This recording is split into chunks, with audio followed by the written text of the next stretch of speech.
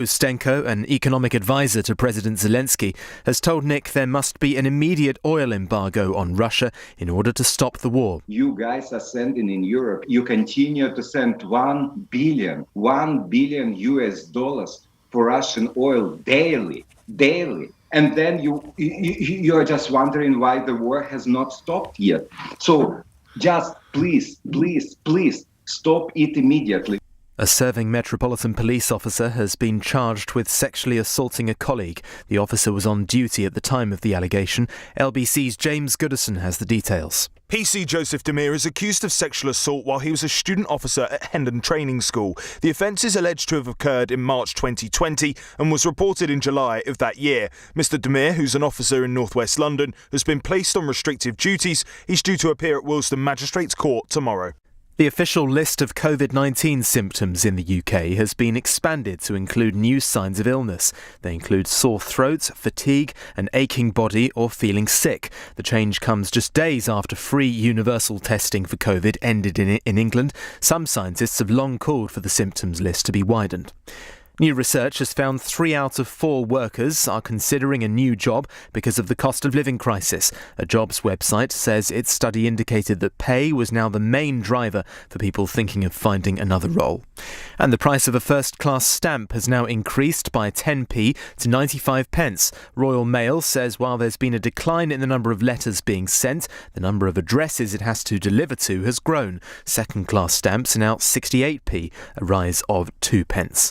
In the city a short time ago, the FTSE 100 was trading up 16 points at 75.54 and the pound buys $1.31 and €1.18. LBC weather, cloudy for most today, but some rain for western areas. Elsewhere largely dry, with some brighter spells in the east and south, a high of 15 degrees. From Global's newsroom for LBC, I'm Simon Conway.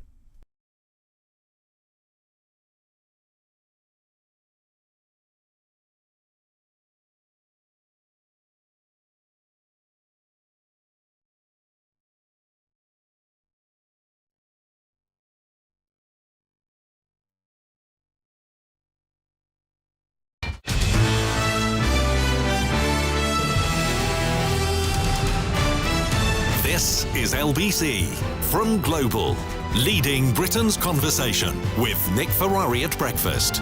Call the Cabinet. Ask your question now. Call 0345 6060 973. This is LBC. Yes, it's 3 minutes after 9 on Monday, April the 4th, and it is Call the Cabinet exclusively here on LBC. We welcome Brexit opportunities and government efficiency Minister Jacob Rees-Mogg in the studio. Just a quick, good to have you on board, Minister. I trust you're well. No signs of COVID or anything like that? Extremely well, thank you, and I hope you're well too. I am. But I've tested every morning. I've got this damn sore throat, but as long as we're well, let's go straight to the calls. First up, Chris in Richmond. Chris, you're through to Jacob Rees-Mogg. Go ahead, sir. Good morning, Chris. Good morning, Jacob. Good morning, Nick. Morning, Chris. Given the immense sacrifices made by millions during COVID, will you apologise, Jacob, for describing the Partygate scandal as, quotes, fluff? No, I'm not going to do that. What I'm going to do is try to contextualise that we have a war going on in Ukraine. We have atrocities being carried out. We have pictures coming through that show the enormous brutality of Putin's army. And what I was saying was that in the context of what is going on, not just with Ukraine, but also with the cost of living crisis, this is not the most important issue in the world. Having said that, people should obviously obey the law. Chris. Well, number one, we know that Boris Johnson has clearly misled lots of people by saying that were no No, parties, you don't. And then it was well, hang on. He has said that the rules were followed at all times, which last week's revelation of 20 fixed penalty notices would rather suggest that was incorrect. The fact that the Prime Minister was given wrong information doesn't mean he misled people. So, Chris, I'll come back. So the Prime Minister was given wrong information. Is that the situation? Well, the Prime Minister said that he was told that the rules were followed, but that turns out not to be correct, and we know that fines have now been issued. But the Prime Minister can only work on the information he's given. So it was the information that was incorrect, not the Prime Minister? If the Prime Minister is told information that is incorrect and passes that information on, he has made no deliberate effort to mislead anybody. You don't for 1 second countenance the idea he's attempted to mislead Parliament, Mr Rees-Mogg? No, I don't. OK, back to Chris. Chris? Well, I'm sorry, that's just ridiculous sycophancy because you owe the guy a job in the Cabinet, the Cabinet job you have. One of my relatives, Jacob, last year had a stroke. I had to wait 4 hours outside accident emergency. Other people I saw were alone with chest pains in the sorts of terrible conditions. Yet the Prime Minister and other people were having quizzes, parties, cheese and wine parties, while other people did what they were supposed to do. I mean, you insult the intelligence of the British people with your remarks, Jacob. I don't think that's right. Obviously, COVID was a terribly difficult time for people, and people died unaccompanied, and that is the saddest thing. And the picture of the Queen at Prince Philip's funeral will, I think, remain in all our minds. So, of course, people should have obeyed the rules. But they didn't within number 10. And some people didn't, and we now know that some fines have been issued.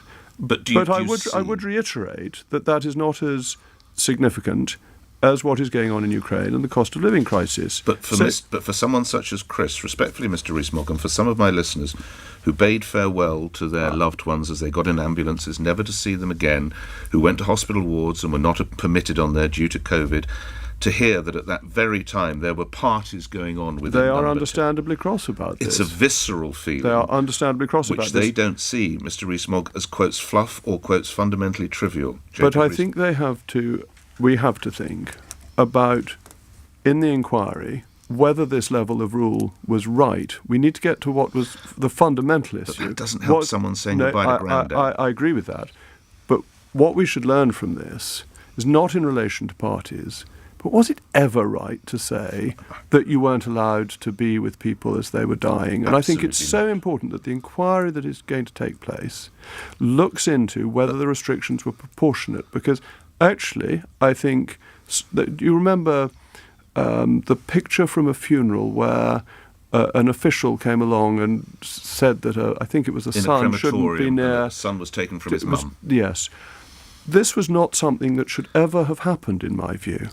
That element of rule enforcement, of approach to rules, was simply unkind but you're almost and arguing inhuman. against yourself, because if that son and that widow encountered that level of grief, to hear a senior politician describe it, quote, as fluff and fundamentally trivial, that's sickening to them, Mr. Rees-Mogg. I ask you once again to review those words. No, I think those words, in the context of what's going on in Ukraine, are completely reasonable. I don't think the issue of what may or may not have happened in Downing Street and what we are now finding out is fundamental. What I think is fundamental is that we look in the inquiry at how the rules were devised and the effect that they had, because I think some of those rules were inhuman. Chris, thanks for your call. Sympathies for your loss. Robin in Newlyn and Cornwall. Robin, you're through to Jacob Rees-Mogg. Go ahead. Yes, good morning to you. Good morning. Hello, Robin. Now, given that the fresh, live fish and shellfish export industries have greatly suffered through the additional red tape and expenses encumbering them post-Brexit, do you believe, A, it is acceptable to leave these industries deal with these huge encumbrances on their own? B, do you think it is advisable that the UK fisheries trade deficit should continue on its current downward spiral? And C, can I please discuss your answers with you on air? Stand by. Well, you are discussing... That last one was addressed to me, I think, I see, yes, you are discussing on air. So, Robin, thank you for calling in.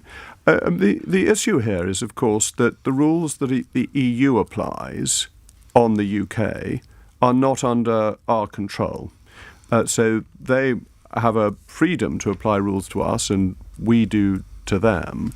But we obviously want to support the fishing industry and support it by the fact that it has new independence, and that independence will grow because there is a temporary scheme to allow continued foreign fishing, but that will end eventually. And so it's about ensuring that the British fisherman is able to get to the best stocks in UK territorial waters.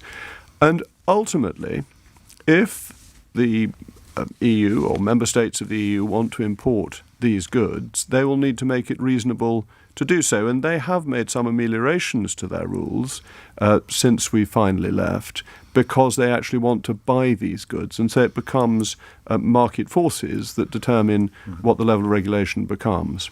But initially, we have to remember the EU was very cross that we'd left, and they wanted to make life as difficult as possible.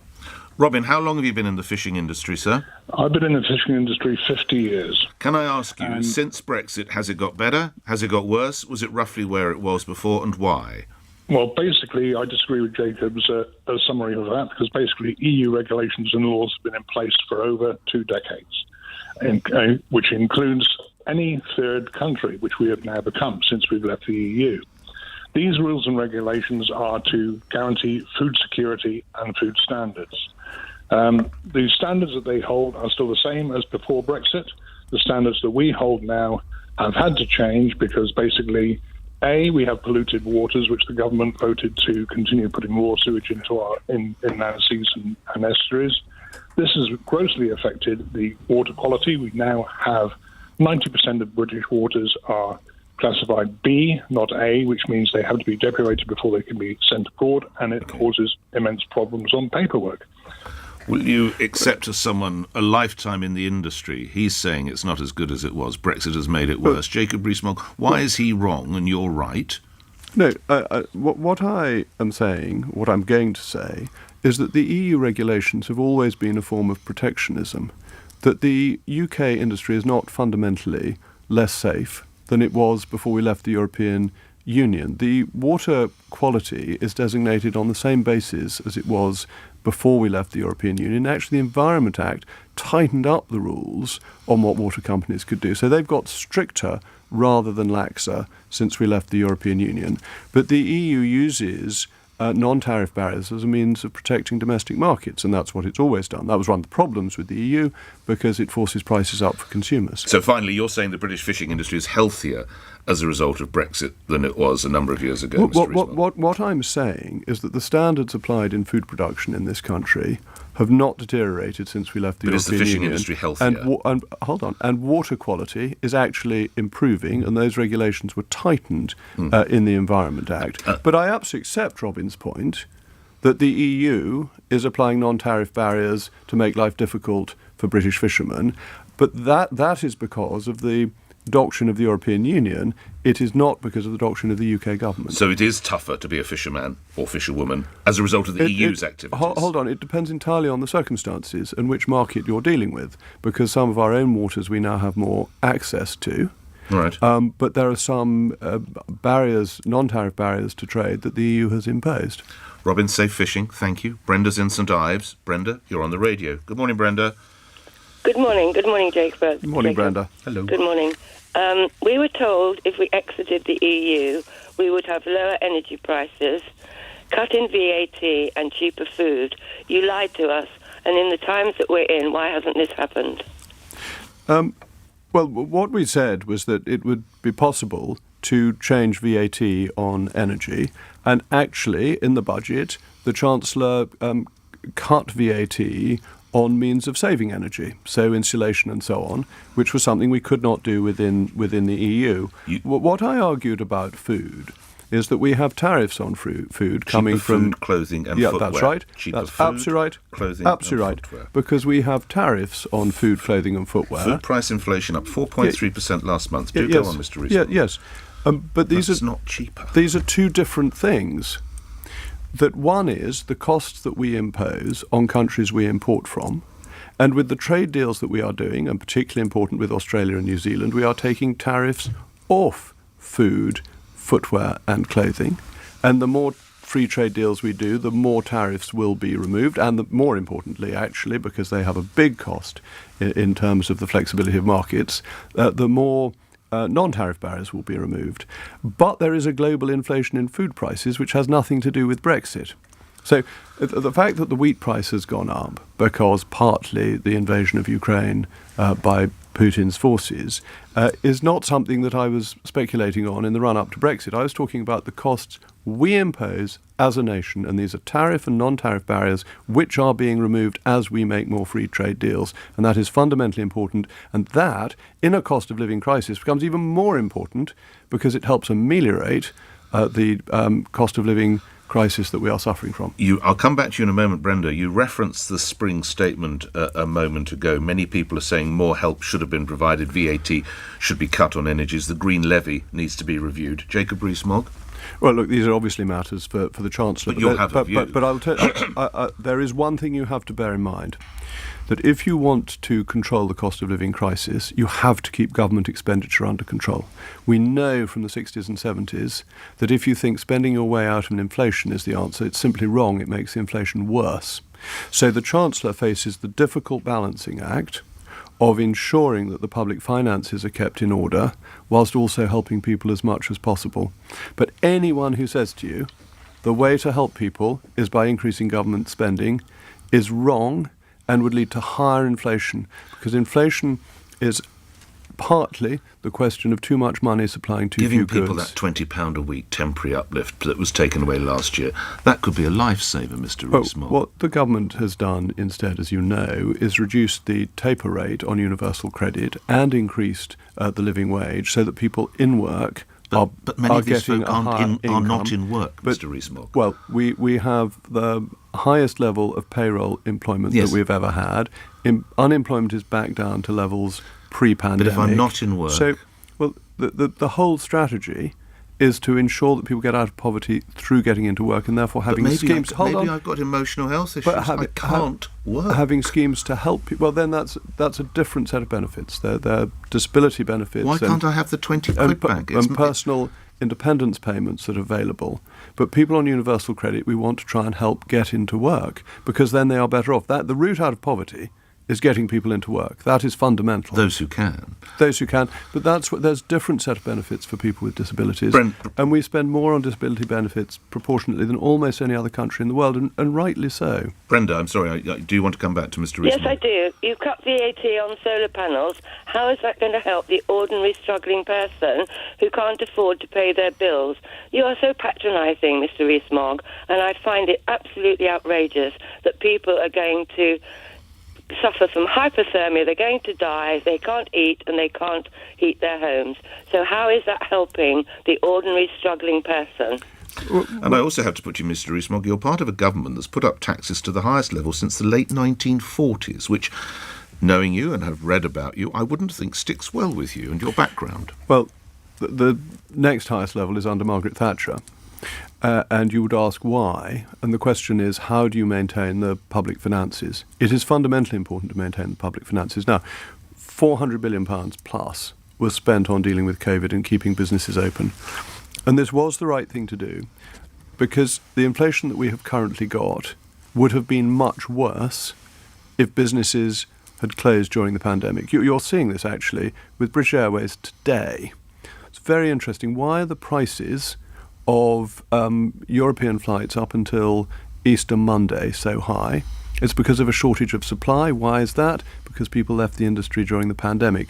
If you don't maintain the structures of the economy, then inflation gets very rapid because you don't have the supply that is necessary to meet the demand. So that 400 billion was money that had to be spent to maintain the structures of the economy. But we have to ensure that we live within our means. If we don't, the cost of living crisis will get worse. This is not ideological. It is not saying that a balanced budget is the right thing in principle. It is saying that if you add to public expenditure during cost of living crisis, you put prices up more. But you do accept that as regards food banks, which I think you once described as rather uplifting... Well, hold on, it was on your show. It was, yes. And what I said, do as much as I can to lay the traps. What I said, as you perfectly well know, because you pay close attention to your own programme, was that people who donate to and run them.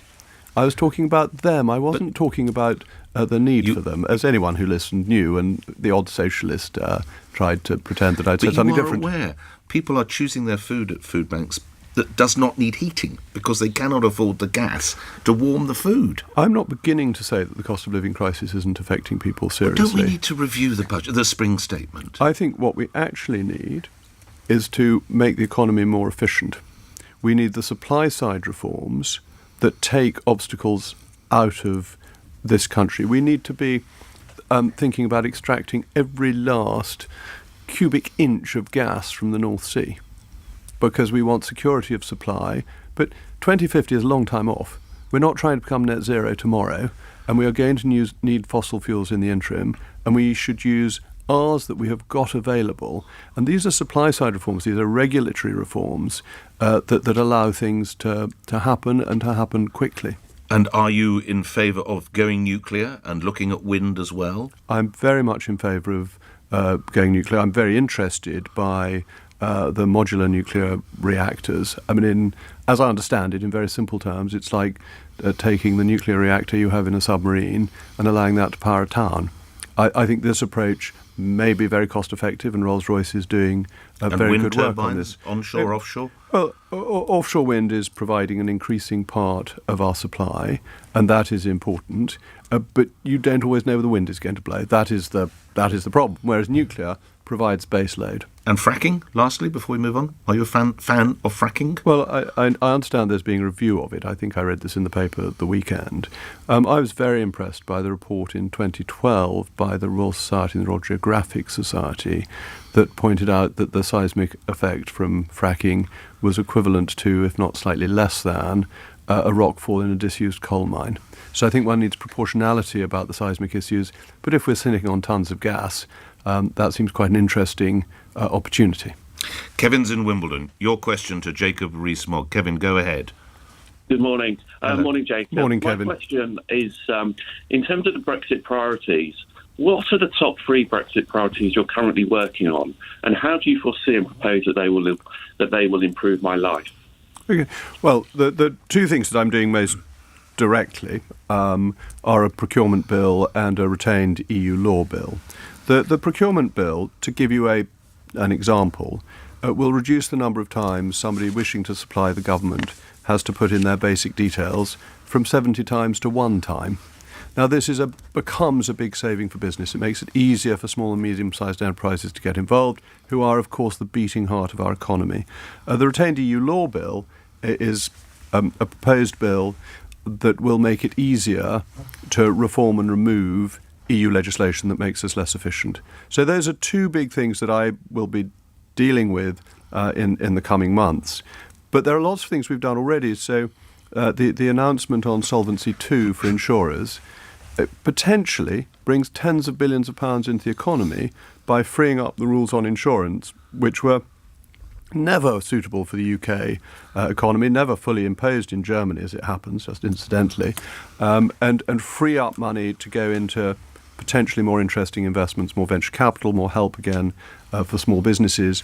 You saw the amazing work that Grant Shapps did with the HGV issue, where he got rid of over 30 pettifogging rules that made it harder for us to get HGV licenses issued, most of which were EU-related. Not all. Some of them were our own self-imposed ones. So things are already happening that we are doing, and we've got more to come.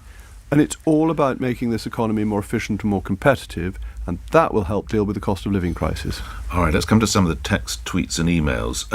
Norman in Oadby. Does Jacob Rees-Mogg agree there should be a windfall tax, as Labour is suggesting, on the big power companies?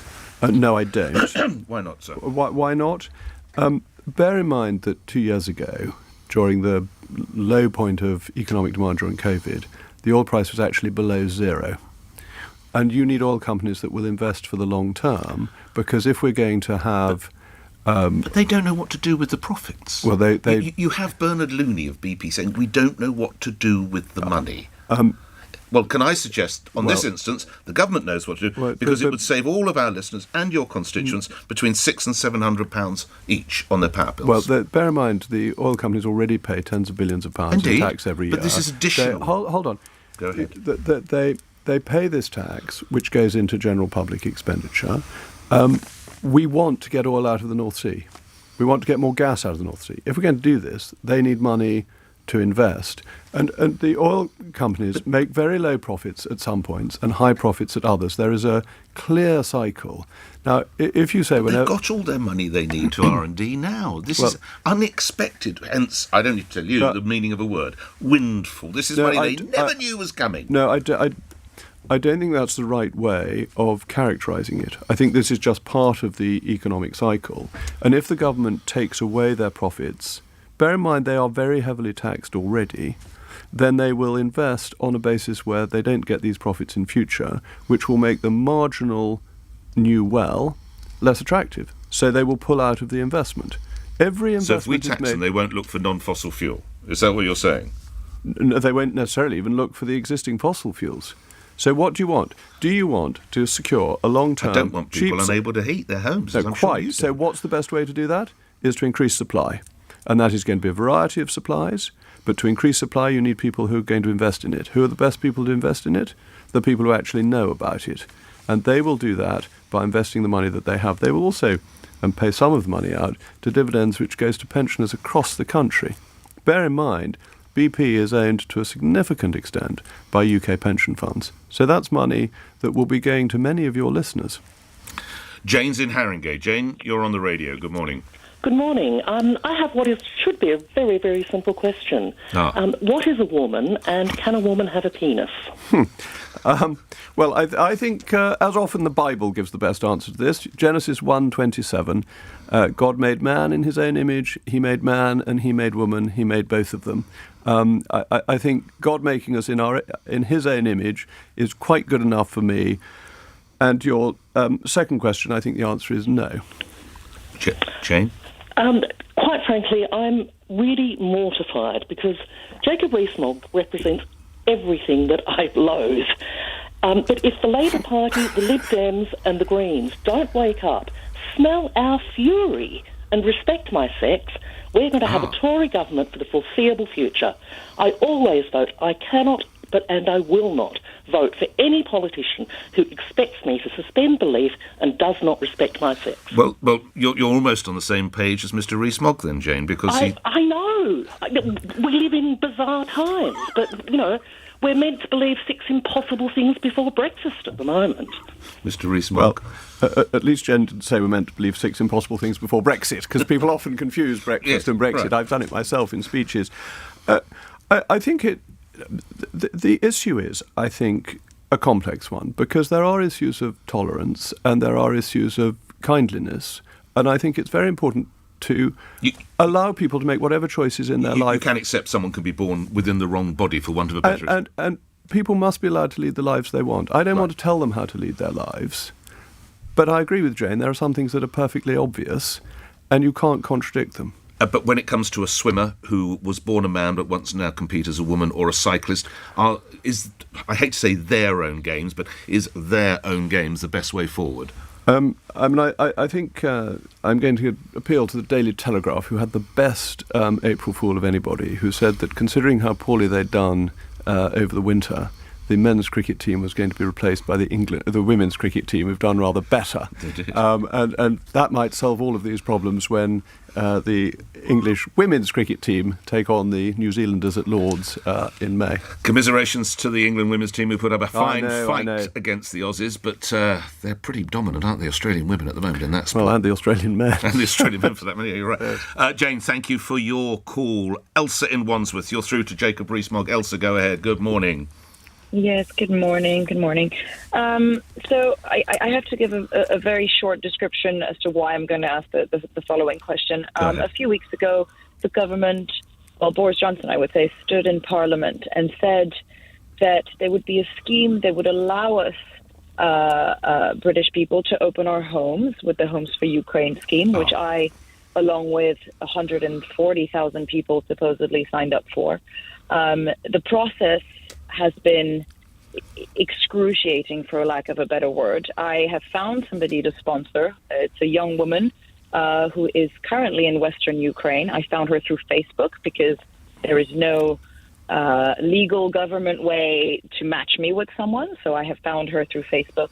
We have done the entire application process as is required. Can I move you to your question? I've got to move you to your question because I know you speak for about 150,000 families. Exactly. 18 days we have been waiting since we applied, and the whole thing is plagued with inefficiency. So my question to you, sir, is it that this government is completely inefficient, or is it that it's simply xenophobic?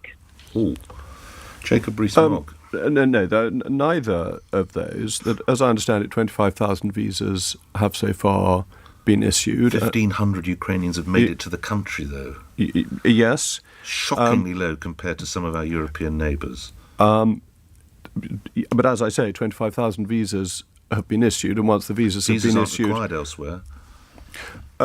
No, I understand that. Why is that. the UK the only country, Mr. Rees-Mogg? The reason we're requiring visas, but bear in mind, the visas are being issued and the biometric tests are being done once people get to the United Kingdom.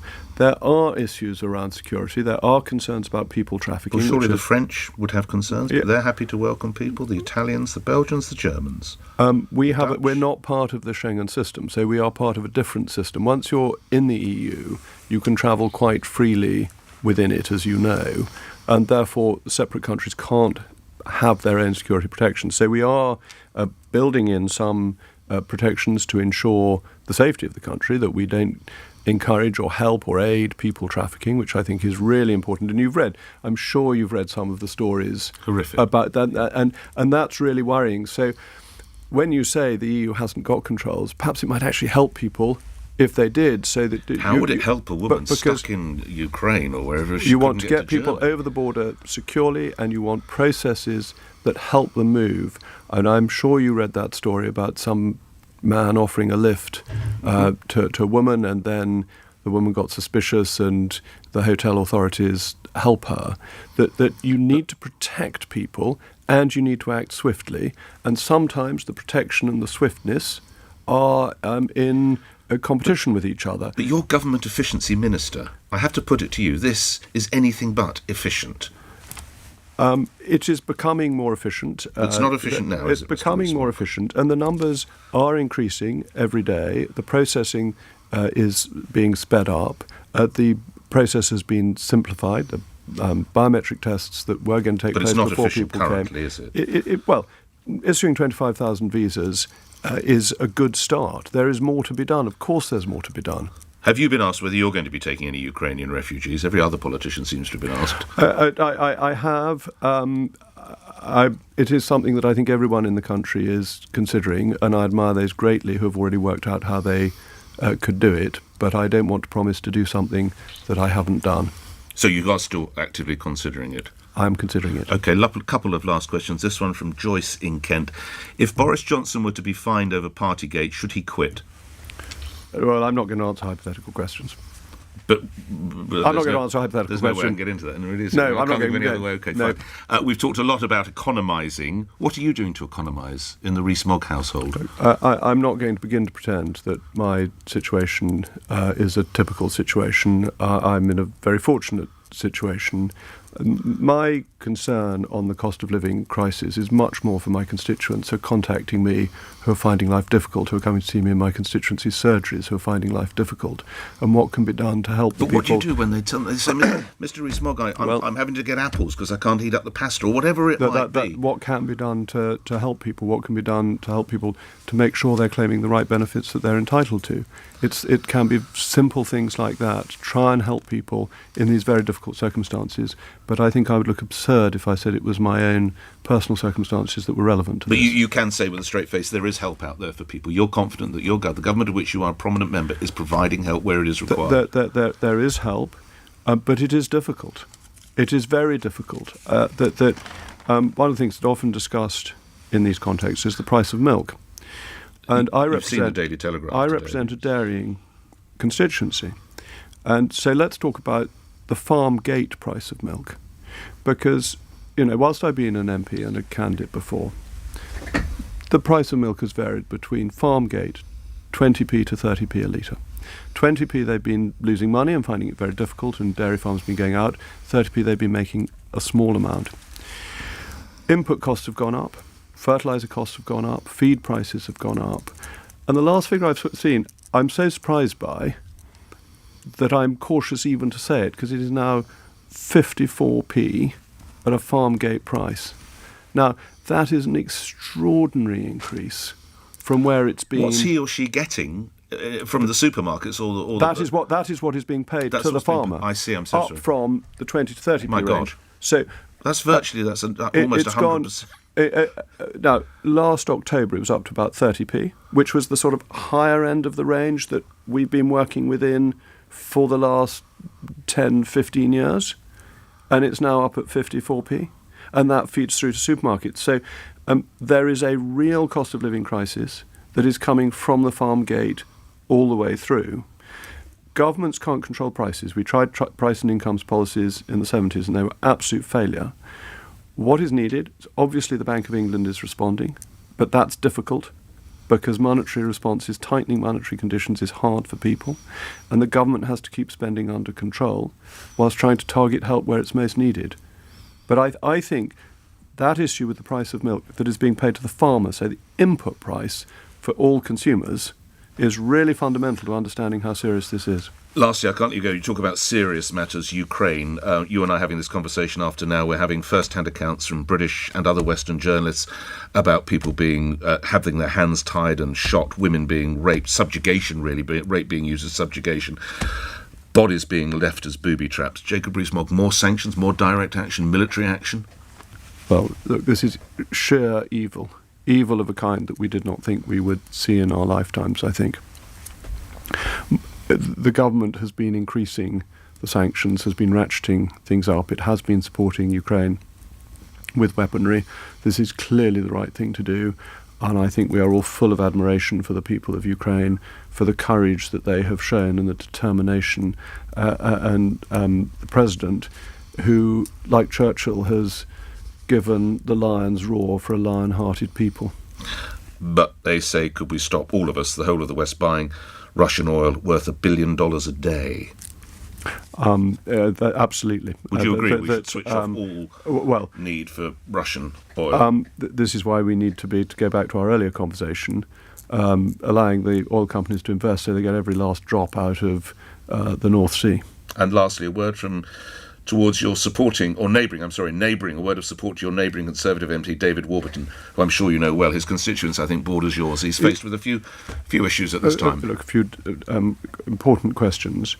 As leader of the House, I was closely involved with the ICGS, the complaints grievance system that helps people who have complaints to make. And I think it's really important that people who are worried about their working relationship in Parliament have an independent body that they can go to, that can do its work. Sir Stephen Irwin, who is a High Court judge, very distinguished figure, independent of Parliament, is able to look at these things. But it'd be absolutely wrong of me to say where I think these things are going. But just a word of comfort to a neighbouring MP.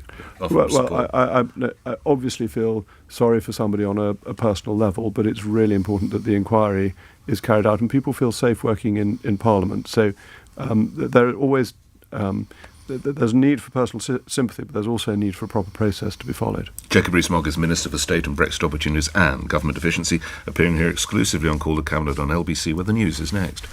Speaking to LBC, Jacob Rees-Mogg has refused to apologise for describing Partygate as trivial fluff. The government minister says it's not the most important issue compared with the war in Ukraine and the cost of living crisis. He also appeared to blame the COVID rules in place at the time, calling them inhuman. Ukraine's President Zelensky has accused Russian forces of genocide in his country. Officials have reported massacres of civilians in towns near Kiev, discovered following the withdrawal of Russian troops. 9 new signs of illness have been added to the official NHS list of COVID